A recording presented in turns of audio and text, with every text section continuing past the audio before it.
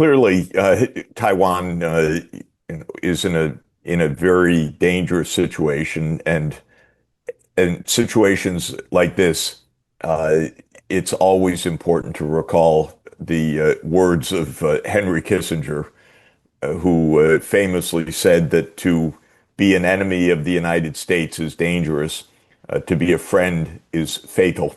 And what Kissinger was saying is that America uses its friends, meaning the United States tells other countries, we're with you, we back you, you can depend on us, until that's not true.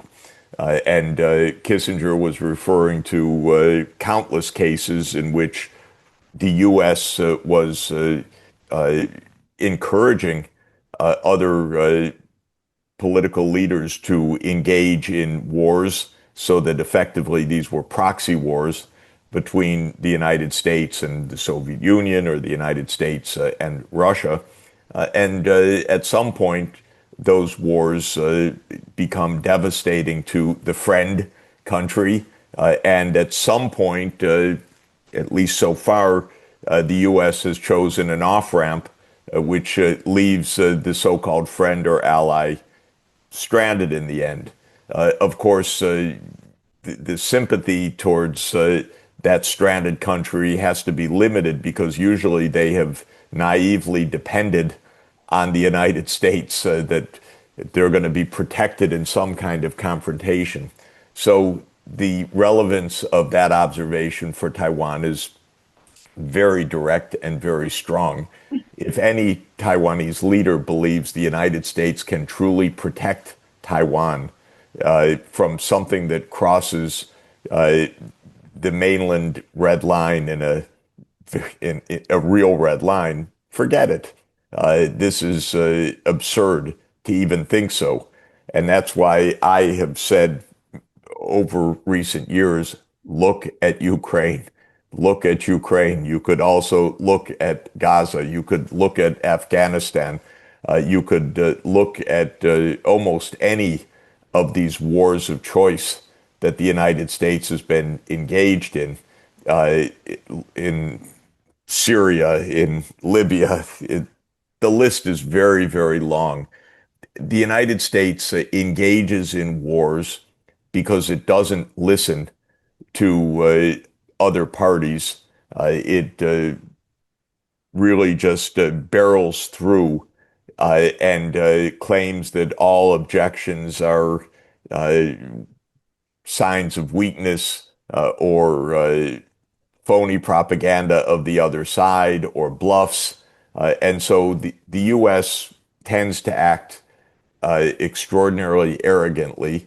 It tends to take a client or vassal and build them up and tell them, we're with you, you're great, and you're really important for our security, and we're going to back your security. And then things go very badly in the end. And if one is thinking about a confrontation between the U.S. and China over Taiwan, I think there's every reason, sad to say, to think that such a confrontation would be devastating.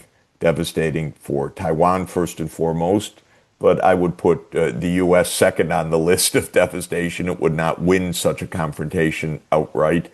And third, of course, any confrontation between nuclear powers can be devastating for the whole world, because things get out of control.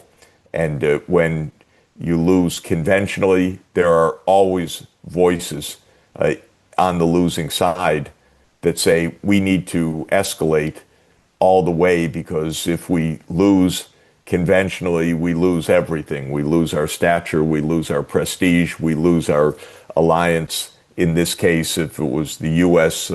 Losing a military confrontation with China thousands of miles away from the U.S. coast, and that's what the war games suggest it could be quite likely, you'd have voices in the United States saying we cannot afford to lose this, because then we would lose Korea, Japan, the Philippines, We'd lose all our alliances in Asia. We'd be kicked out of Asia. The consequences for the U.S. would be completely devastating. We must escalate.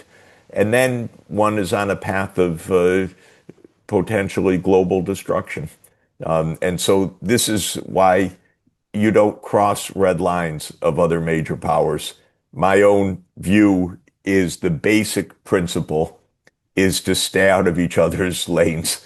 I do not recommend that China put a military base in Mexico. It would not go well. I do not believe that China should militarize anywhere in the American neighborhood.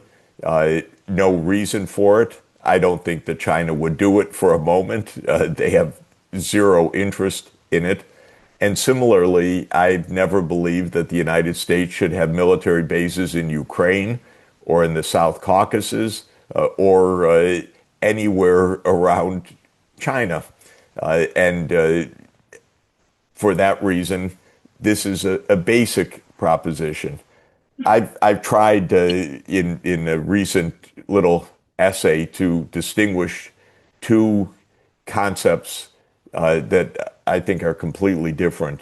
There is the concept in international relations of spheres of influence, which are deemed to be, well, depending on who says it, illegitimate claims of authority by a major power over smaller countries in a region. So maybe this China would have claims of a sphere of influence over Southeast Asia, say, or the United States a sphere of influence over the Americas. But there's a different concept that I think is valid, and that is a sphere of security, which is that I do not believe that, or I do believe that the great powers should rightly say to others, don't come to say to the other great powers, especially the other nuclear powers, don't come to our borders to threaten us, harass us, provoke us, divide us. And this is true in the Western Hemisphere.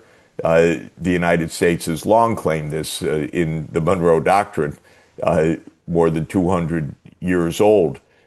To the European great powers, don't bother us in our own neighborhood.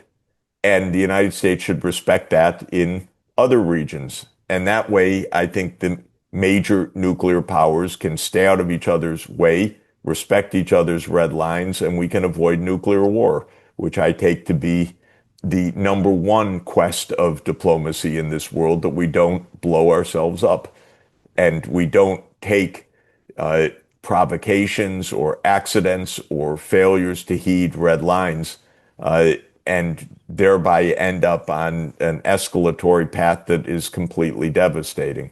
So this is my basic point, which is prudence. We're in a world of thousands of nuclear weapons. China has expressed red lines in regard to Taiwan that I think are completely understandable historically, and they are China's red lines, and they should be understood, and they should be respected. Peace should also be respected by China. It should be respected by everybody. But the point is that we should avoid a nuclear confrontation or a confrontation between nuclear power giants.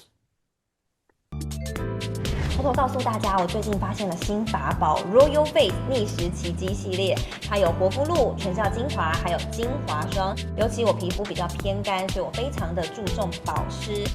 保湿做得好，肌肤自然烹润。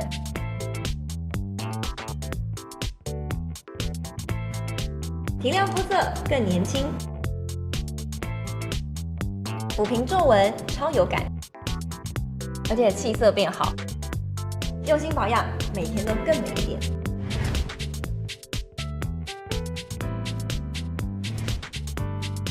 美吧。